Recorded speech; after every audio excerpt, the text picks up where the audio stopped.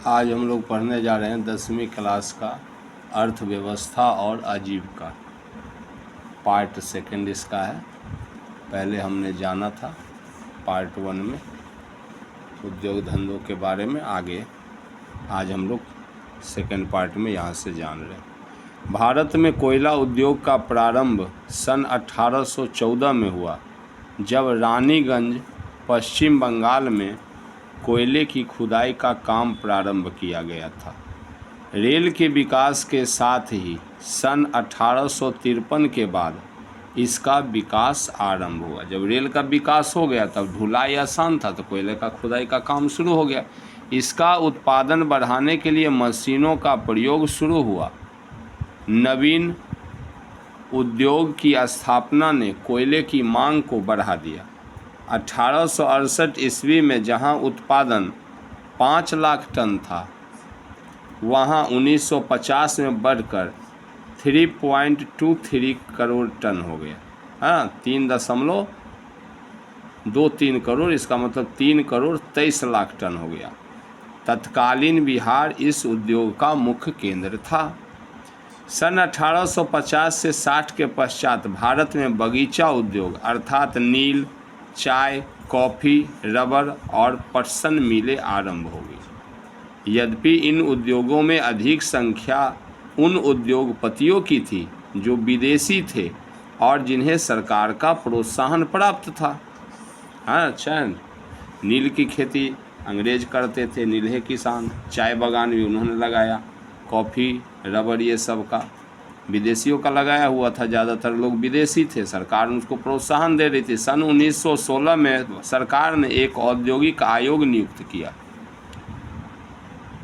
ताकि वह भारतीय उद्योग और व्यापार के भारतीय वित्त से संबंधित प्रयत्नों के लिए उन क्षेत्र का पता लगाए। अब यहाँ बताया जा रहा है, देखिए कि 1916 में सरकार ने औद्योगिक आयोग नियुक्त किया। औद्योगिक आयोग क्या होता है? उसमें कुछ व्यक्ति को रखा गया, ठीक है ना। सरकार ने अपने उच्च अधिकारियों को रखा जो ये पता लगाने का काम करते कि भारत में उद्योग और व्यापार जो है भारतीय वित्त से संबंधित प्रयत्नों के लिए, मतलब भारत में उद्योग और व्यापार को जो बढ़ाया जाएगा उसके लिए भारत सरकार के पास जो अर्थव्यवस्था है ना, उससे वह कैसे उनको सहायता दे पाएगी और किसको सहायता दे, तो उन क्षेत्र को पता लगाए जिससे सरकार सहायता दे सके। सन 1921 में सरकार ने एक राजस्व आयोग नियुक्त किया और उस वर्ष उसके प्रधान श्री इब्राहिम रहीमतुल्लाह बनाए गए थे। इसके तहत 1924 ईस्वी में टीन उद्योग, कागज उद्योग, केमिकल उद्योग, चीनी उद्योग आदि की स्थापना हुई। 1930 के दशक में सीमेंट और शीशा उद्योग की भी स्थापना हुई।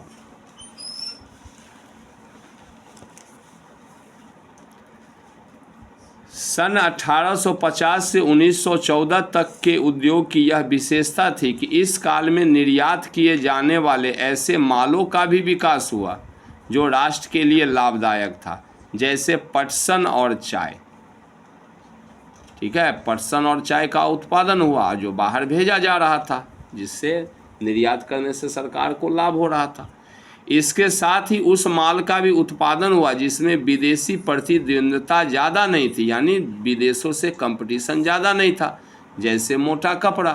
प्रथम विश्व युद्ध के दौरान भारतीय उद्योगों को लाभ हुआ, क्योंकि जब प्रथम विश्व युद्ध हुआ तो आयातित इंग्लैंड से आयात जो होता तो शिप सब का मार्ग अवरोध था ना, वहाँ पर दुश्मन देश जो था शिप सबको डुबा देता, तो उसका मार्ग रोकने का कोशिश करता। इसलिए इन सब का जो है वहाँ पर आवाजाही कम हो गया, तो भारत के उद्योग को लाभ हुआ था। तो उसका कपड़ा के लिए उत्पादन भारत में करना पड़ा ना ब्रिटिशों को, और देशी उत्पादित वस्तुओं को देश के अंदर और बाहर मंडी प्राप्त हुई। युद्ध के ठेके मिले, युद्ध में हथियार बनाने का भी ठेका मिला। यहाँ पर कच्चा माल पहले से कम दाम पर उपलब्ध हुआ, क्योंकि अब ब्रिटेन तो कच्चा माल जाने से रहा।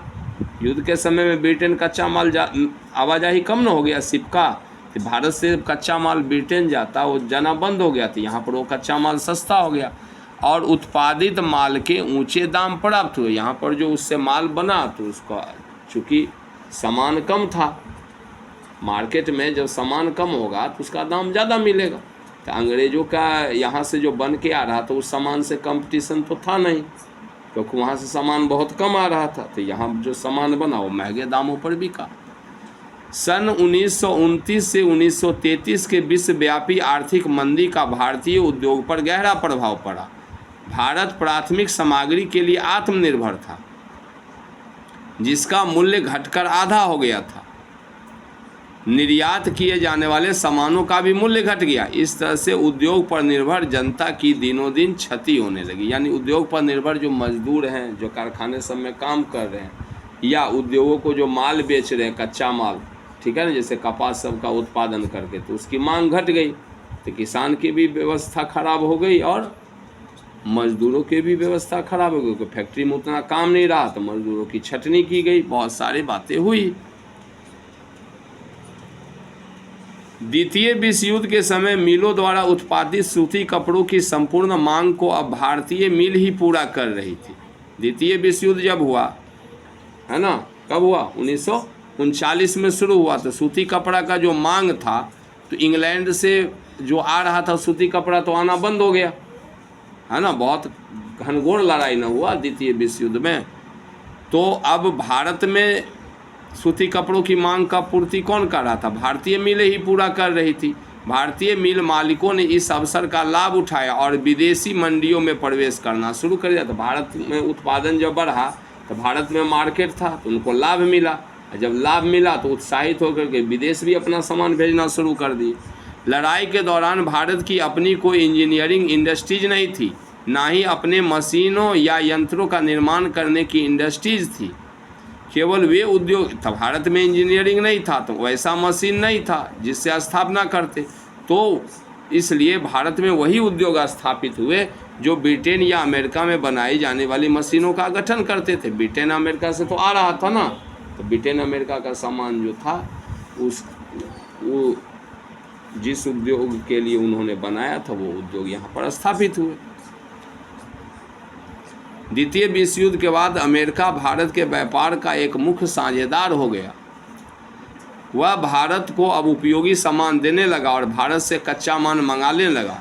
यह कोई आश्चर्य की बात नहीं थी, क्योंकि युद्ध के समय वहाँ का उत्पादन क्षमता में काफ़ी वृद्धि हुई थी। कहाँ की, अमेरिका की। प्रथम विश्व युद्ध के पहले तक यूरोप की कंपनियां व्यापार में पूंजी लगाती थी।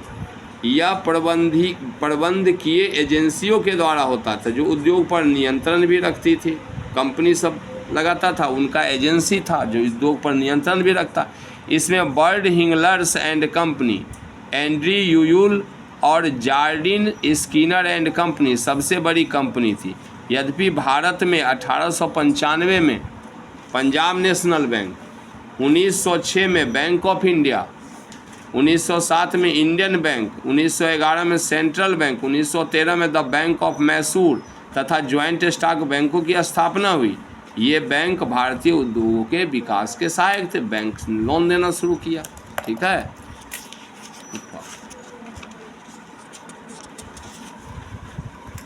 तो ये जो औद्योगिकरण हुआ तो इसका क्या परिणाम हुआ, इसके बारे में जानते हैं।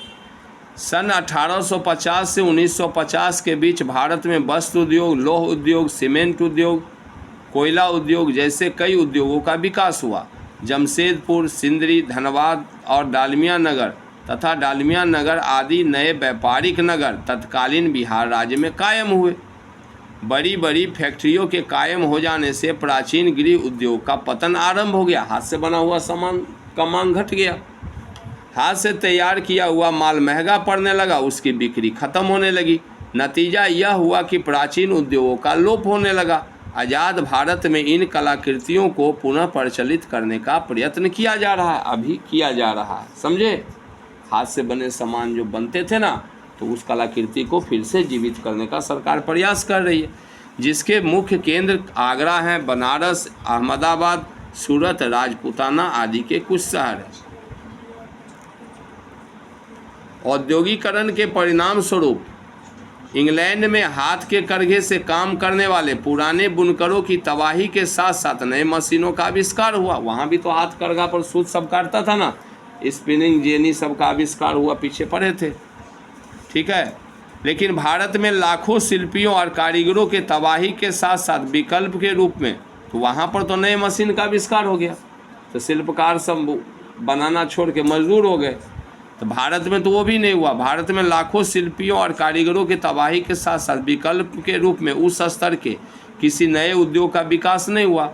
ढाका, मुर्शिदाबाद, सूरत आदि के औद्योगिकरण का बुरा प्रभाव पड़ा। ढाका, मुर्शिदाबाद, सूरत ये सब में क्या है, बारीक कपड़े बन रहे हैं ना, महीन, उन सब कपड़े का काम पर चौपट हो गया। उनके शिल्पी और कारीगरों ने खेती को अपनी आजीविका का सहारा बनाया। इस प्रकार भारत में जो कृषि और उद्योग का संतुलन था वह नष्ट हो गया।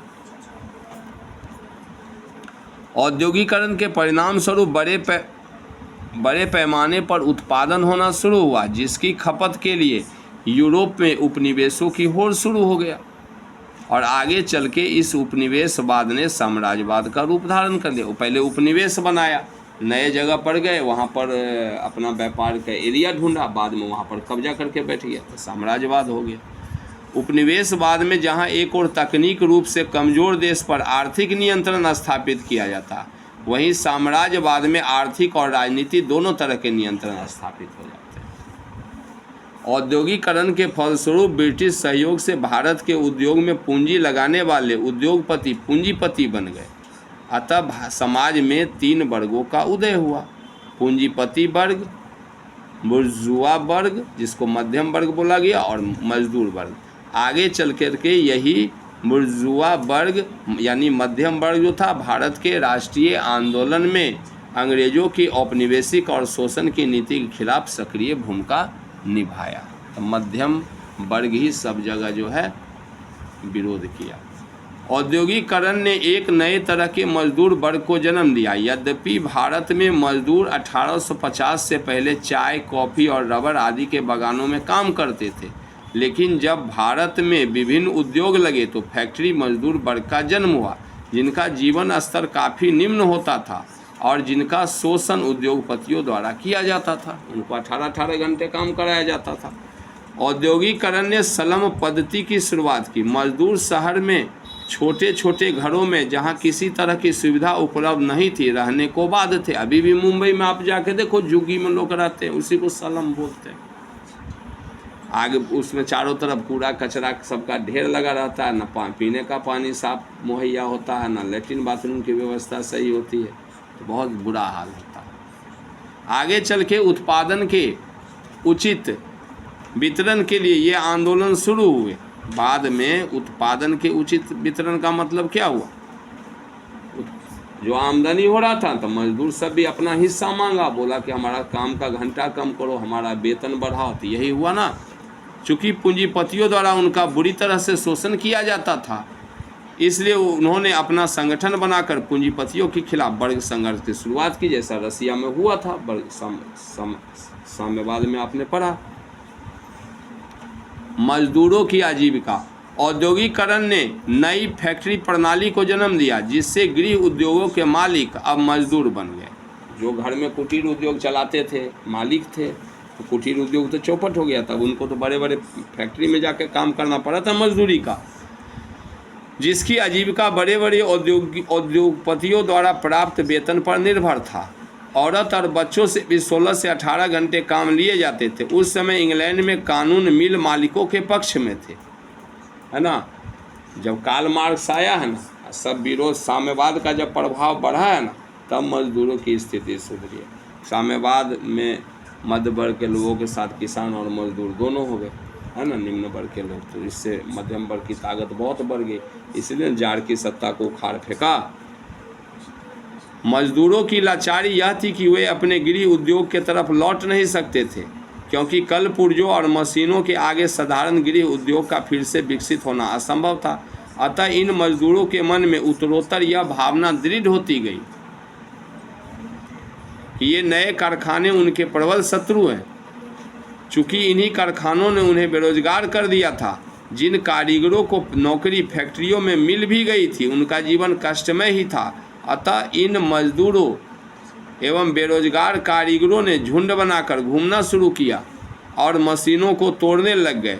यूरोप में ऊन काटने वाली महिलाओं ने भी मशीनों पर प्रहार किया। कई जगह पर मशीनों को चौराहे पर ला करके उसमें आग भी लगा दी गई।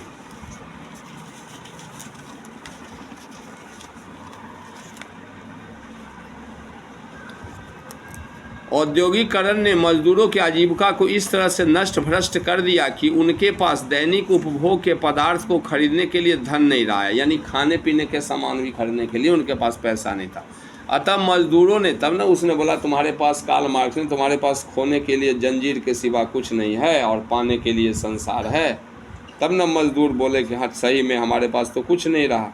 तब वो कार्ल मार्क्स के नारे के साथ हो गए।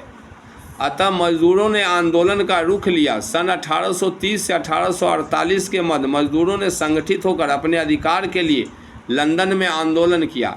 यद्यपि 1832 ईस्वी में सुधार अधिनियम पारित हुआ, लेकिन श्रमिकों को इससे कोई लाभ नहीं हुआ, यहाँ तक कि उन्हें मतदान का अधिकार भी नहीं प्राप्त हुआ था। अतः लंदन श्रमिक संघ के नेतृत्व में सन 1838 में मजदूरों ने चार्टिस्ट आंदोलन की शुरुआत की। इस आंदोलन को मजदूरों का पहला संगठित आंदोलन कहा जा सकता है। इस काल में यद्यपि चार्टिस्ट आंदोलन को सफलता नहीं मिली, परंतु आगे चलकर इसे इतनी अधिक लोकप्रियता हासिल हुई कि स्वयं संसद के सदस्यों को मजदूरों की मांग की पूर्ति के लिए प्रयास करने पड़े, है ना। ब्रिटेन के संसद के सदस्य जो है उनके लिए ये मांग करने लगे। सन 1918 में इंग्लैंड के सभी स्त्री पुरुष जो वयस्क थे को मताधिकार प्रदान किया गया, मजदूरों को भी मिल गया। द्वितीय विश्व युद्ध के बाद वहाँ मजदूर दल की सरकार बनी, लेबर पार्टी जिसको बोलते हैं, अभी भी है वहाँ पर, जिसने उनके हितों की रक्षा करनी शुरू कर दी। भारत में 1850 के बाद का काल भारतीय श्रमिक वर्ग का आरंभिक काल था। अभी भारत में 1850 के बाद फैक्ट्री लगा, अभी मजदूर वहाँ पर मजदूर वर्ग का जन्म होना शुरू हुआ। आगे चल के भारतीय श्रमिक वर्ग को कम मजदूरी, लंबे कार्य के घंटे, मिलों में अस्वस्थ वातावरण, बच्चों से काम लेना तथा महिलाओं को न्यूनतम मजदूरी नहीं देना, साथ ही समान सुविधाओं को भी उपलब्ध नहीं कराने की समस्या को झेलना पड़ता था। इसके अतिरिक्त शासन के उत्पीड़न से, यानी शासन समझते हैं ना, सरकार के उत्पीड़न से भी भारतीय मजदूरों को क्षोभ उत्पन्न होने लगा था। अतः उन्होंने मिल मालिकों एवं औपनिवेशिक शोषण के खिलाफ आंदोलन की योजना बनानी शुरू कर दी। तब ना ऑल इंडिया ट्रेड यूनियन की स्थापना हुई थी, पीछे पड़े ना राष्ट्रवाद में।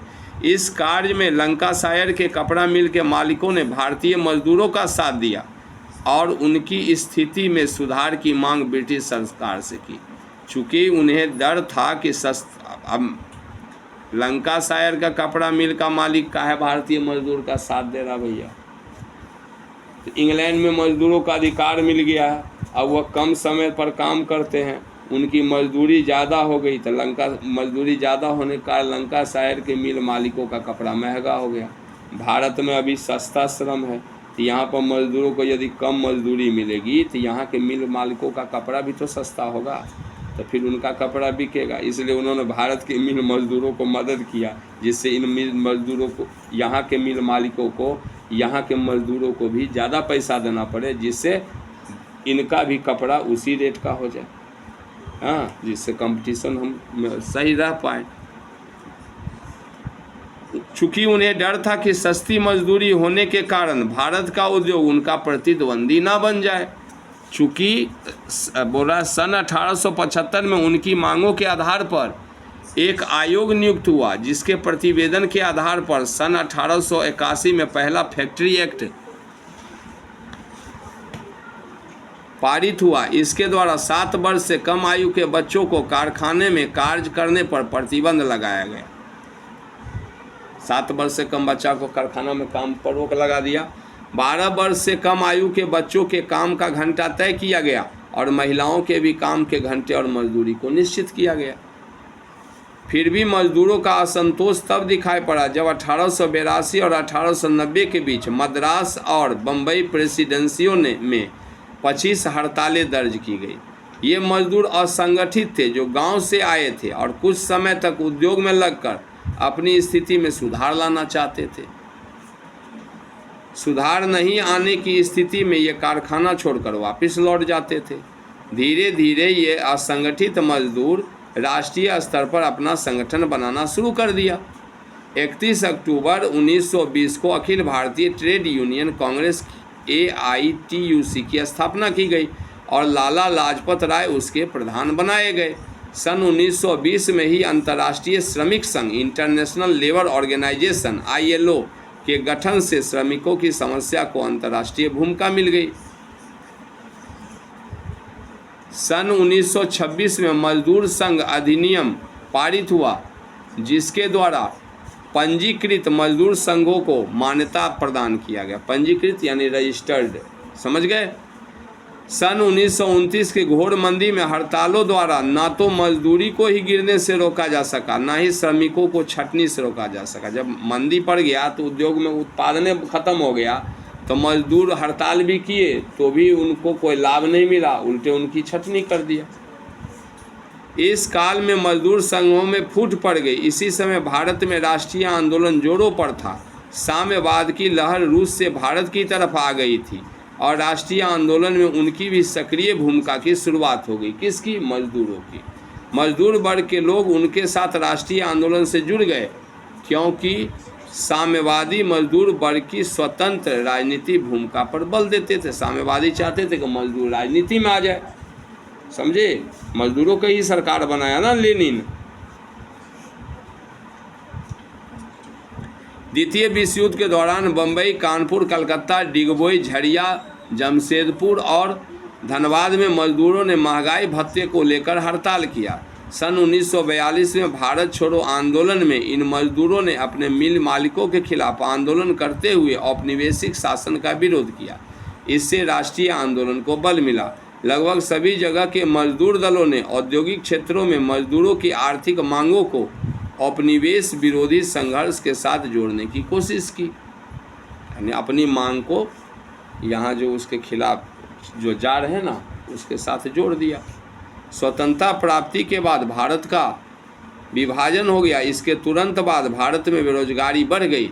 श्रमिकों को यह उम्मीद थी कि स्वतंत्रता प्राप्ति के बाद उनकी आर्थिक स्थिति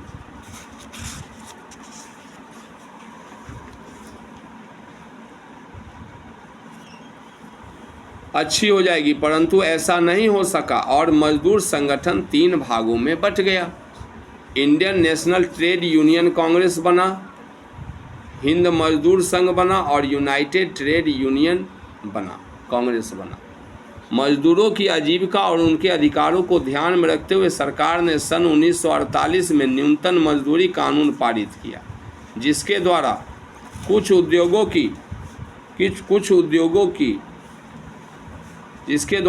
उद्योगों में मजदूरी की दरें निश्चित की गई। प्रथम पंचवर्षीय योजना में इसे महत्वपूर्ण स्थान दिया गया। किसको? न्यूनतम मजदूरी कानून को। दूसरी योजना में यहाँ तक कहा गया कि न्यूनतम मजदूरी उनकी ऐसी होनी चाहिए जिससे मजदूर केवल अपना ही गुजारा कर सके, बल्कि इससे कुछ और अधिक हो। न्यूनतम मजदूरी इतना होना चाहिए कि गुजारा नहीं कर सके, गुजारा से थोड़ा ज़्यादा होना चाहिए उनको, जिससे ताकि वह अपनी कुशलता को भी बनाए रख सके। तीसरी योजना में मजदूरी बोर्ड स्थापित किया गया और बोनस देने के लिए बोनस आयोग की भी नियुक्ति हुई। मजदूरों की स्थिति में सुधार हेतु सन 1962 में केंद्र सरकार ने राष्ट्रीय श्रम आयोग स्थापित किया, है ना। बोल रहा है कि मजदूरों की स्थिति में सुधार हेतु सन 1962 में केंद्र सरकार ने राष्ट्रीय श्रम आयोग स्थापित किया। इसके द्वारा मजदूरों को रोजगार उपलब्ध कराया गया तथा उनकी मजदूरी को सुधारने का प्रयास किया गया। इस तरह से स्वतंत्रता प्राप्ति के बाद भारत सरकार ने उद्योग में लगे हुए मजदूरों की आर्थिक स्थिति को सुधारने के लिए कई कदम उठाए। चूँकि औद्योगिकरण के दौर में पूंजीपतियों द्वारा उनका शोषण किया जाता था। कुटीर उद्योग का महत्व एवं उसकी उपयोगिता, अब इसको जानते हैं। यद्यपि औद्योगिकरण की प्रक्रिया ने भारत के कुटीर उद्योग को काफ़ी क्षति पहुंचाई, मजदूरों की आजीविका को प्रभावित किया,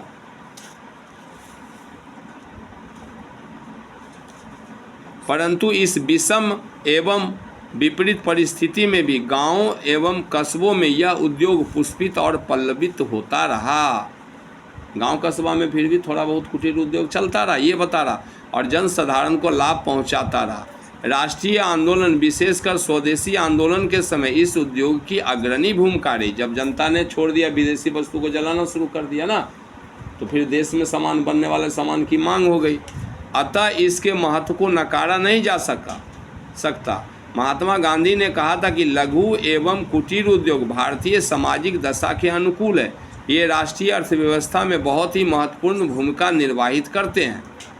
कुटीर उद्योग उपभोक्ता वस्तुओं, अत्यधिक संख्याओं को रोजगार और राष्ट्रीय आय का अत्यधिक समान वितरण सुनिश्चित करते हैं। राष्ट्र में जो आय हो रहा है ना, तो सब कुटीर उद्योग के माध्यम से ज़्यादा लोगों को रोजगार मिलता है, ठीक है, जिससे उनका विकास सही होता है। तीव्र औद्योगिकरण की प्रक्रिया ने सिद्ध किया कि ये बहुत तरीके से फायदेमंद होते हैं।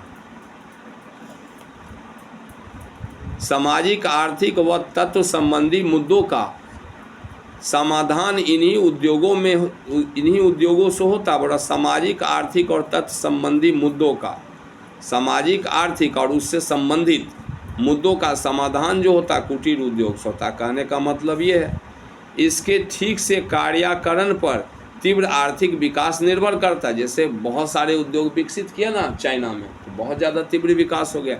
यह सामाजिक, आर्थिक प्रगति व संतुलित क्षेत्रवार विकास के लिए शक्तिशाली औजार है। इसकी सबसे बड़ी विशेषता यह है कि इन उद्योगों की प्रगति बड़े पैमाने पर रोजगार के अवसर को बढ़ाती है। कौशल में वृद्धि, उद्यमिता में वृद्धि, जैसे कौशल विकास की योजना अभी नरेंद्र मोदी की सरकार चला रही है ना,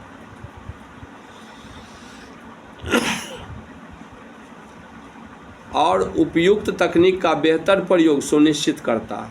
इसको प्रारंभ करने में बहुत ही कम पूंजी की आवश्यकता होती है। ये उत्पादकीय क्षमता के फैलाव पर ध्यान देते हैं, जबकि औद्योगिकरण में उत्पादन शक्ति केवल कुछ हाथों में रहती है। मशीन रहता है, थोड़े बहुत लोग मिल करके उत्पादन कर लेते हैं, तो रोजगार वहाँ कम मिलता है। कुटीर उद्योग जनसंख्या के बड़े शहरों में प्रवाह को रोकता है। यदि किसी को घर में ही छोटा मोटा काम है और आमदनी हो रही है, तो बाहर क्यों जाएगा, है ना। आधुनिक औद्योगिक प्रणाली के विकास के पूर्व भारतीय निर्मित वस्तुओं का विश्वव्यापी बाजार था। भारतीय मलमल और छीट तथा सूती कपड़ों की मांग पूरे विश्व में होती थी। भारतीय उद्योग न केवल स्थानीय आवश्यकताओं की पूर्ति के लिए माल उपलब्ध कराते थे, बल्कि वे निर्मित वस्तुओं का निर्यात भी करते थे। भारत से निर्यात मुख्य वस्तुओं में रुई था तथा सिल्क, छीट, रंगारंग के बर्तन और ऊनी कपड़े शामिल हैं। ब्रिटेन में उच्च वर्ग के लोग भारत में हाथों से बने हुई वस्तुओं को ज़्यादा तरजीह देते थे मशीन के अपेक्षा। हाथ से बने महीन धागों के कपड़े, तसर सिल्क, बनारसी तथा बलुचेरी साड़ियाँ तथा बुने हुए बॉर्डर वाली साड़ियाँ एवं मद्रास की प्रसिद्ध लुंगियों की मांग ब्रिटेन के उच्च वर्गों में अधिक था।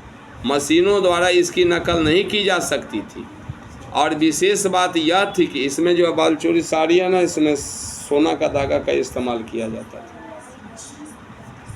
विशेष बात यह थी कि इस पर अकाल और बेरोजगारी का भी असर नहीं होता था, क्योंकि यह महंगी होती थी और सिर्फ उच्च वर्ग के द्वारा विदेशों में ही उपयोग में लाई जाती थी। इसलिए इन सभी कुटीर उद्योग पर फर्क नहीं पड़ा। जो उच्च वर्ग के लोग उपयोग करते थे। अंग्रेजों के साथ राजनीतिक संबंध कायम होने और औद्योगिकरण के कारण भारत का कुटीर उद्योग एवं हस्तशिल्प उद्योग का पतन हुआ। चूँकि ब्रिटिश सरकार की नीति भारत में विदेशी निर्मित वस्तुओं का आयात और भारत के कच्चा माल के निर्यात को प्रोत्साहन देना था। ब्रिटिश सरकार की नीति यह थी कि भारत में विदेश निर्मित वस्तु का आयात हो, यानी इंग्लैंड का बना हुआ ज़्यादा से ज़्यादा सामान भारत में बिके। इसके लिए इंग्लैंड से सामान आयात किया जाता था, और भारत का कच्चा माल का निर्यात कहाँ करे, तो इंग्लैंड करे, जिससे इंग्लैंड के उद्योग धंधे को ज़्यादा से ज़्यादा जो है कच्चा माल प्राप्त हो। इसलिए ग्रामीण उद्योग पर उन्होंने कोई ध्यान नहीं दिया। फिर भी राष्ट्रीय आंदोलन, विशेषकर स्वदेशी आंदोलन के समय खादी वस्त्रों की मांग ने कुटीर उद्योग को बढ़ावा दिया। 2 विश्व युद्धों के बीच कुटीर उद्योग द्वारा उत्पादित वस्तुओं के मांग में वृद्धि हुई, जब विदेश से माल आना कम हो गया। कारखानों के साथ साथ कुटीर क्षेत्र में भी क्षेत्रीय जगहों पर उत्पादन में महत्वपूर्ण भूमिका निभाते रहे। थोड़ा सा और है। सन 1947 में स्वतंत्रता प्राप्ति के बाद कुटीर उद्योग की उपयोगिता और उसके विकास से तो भारत सरकार की नीतियों में परिवर्तन हुआ। खादी ग्राम उद्योग लगाए गए, पूरे भारत में था। औरतें वहाँ से रुई खरीदती थी और रुई पर फिर सूत काट काट के ग्राम उद्योग में जमा करती थी, फिर उससे सूती वस्त्र तैयार किए जाते थे, खादी के वस्त्र। 6 अप्रैल 1948 को की औद्योगिक नीति के द्वारा लघु और कुटीर उद्योग को प्रोत्साहन दिया गया।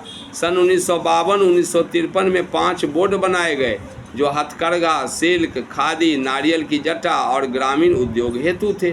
सन 1956 एवं 1977 ईस्वी के औद्योगिक नीति से इनके प्रोत्साहन की बात कही गई। आगे चलकर 23 जुलाई 1980 को औद्योगिक नीति घोषणा पत्र जारी किया गया, जिसमें कृषि आधारित उद्योगों की बात कही गई और लघु उद्योगों की सीमा बढ़ाई गई। लघु उद्योगों की सीमा बढ़ाई गई का मतलब क्या हुआ? इसमें अब ज़्यादा पूंजी निवेश की बात कही गई। इस तरह से हम देखते हैं कि स्वतंत्रता प्राप्ति के बाद भारत सरकार ने जहां एक तरफ कुटीर उद्योगों को बढ़ावा दिया, वहीं दूसरी तरफ औद्योगिकरण की प्रक्रिया भी आगे बढ़ने लगी। अब रसायन एवं बिजली जैसे औद्योगिक क्षेत्र का विस्तार होने लगा तथा विद्युत, इलेक्ट्रॉनिक एवं स्वचालित मशीनों का प्रयोग किया जाने लगा। 19वीं शताब्दी में ब्रिटेन की औद्योगिक नीति ने जिस तरह से औपनिवेशिक शोषण की शुरुआत की, भारत में राष्ट्रवाद की नींव उसका प्रतिफल था। औपनिवेशिक शोषण किया ना, हमारा आर्थिक शोषण किया, तो हम गरीब हो गए, हमारे पास कुछ नहीं बचा, लाचार हो गए, तब हमने आंदोलन किया अंग्रेजों के खिलाफ। सिंपल फैक्ट है। इस कारण भारत में राष्ट्रवाद की नींव पड़ा। क्यों पड़ गया? पूरे भारत जहाँ जहाँ पर ब्रिटिश राज था, वहाँ वहाँ की जनता का आर्थिक शोषण हुआ, सब गरीब हो गए थे। गरीबी का मुख्य कारण किसको मानते थे? ब्रिटेन को मानते थे। तो इसलिए ब्रिटेन का सबने विरोध किया, तो पूरे देश के लोगों ने विरोध किया, इसलिए इसको बोलते हैं राष्ट्रीय आंदोलन हुआ। यही कारण है कि जब महात्मा गांधी ने असहयोग आंदोलन की शुरुआत की, तो राष्ट्रवादियों के साथ अहमदाबाद और खेरा मिल के मजदूरों ने भी उनका साथ दिया। महात्मा गांधी ने विदेशी वस्तुओं का बहिष्कार और स्वदेशी वस्तुओं को अपनाने पर बल डालते हुए कुटीर उद्योग को पुनर्जीवित करने का प्रयास किया और उपनिवेशवाद के खिलाफ उसका प्रयोग किया, जब हमने उसका विदेशी वस्त्र को जलाना शुरू कर दिया।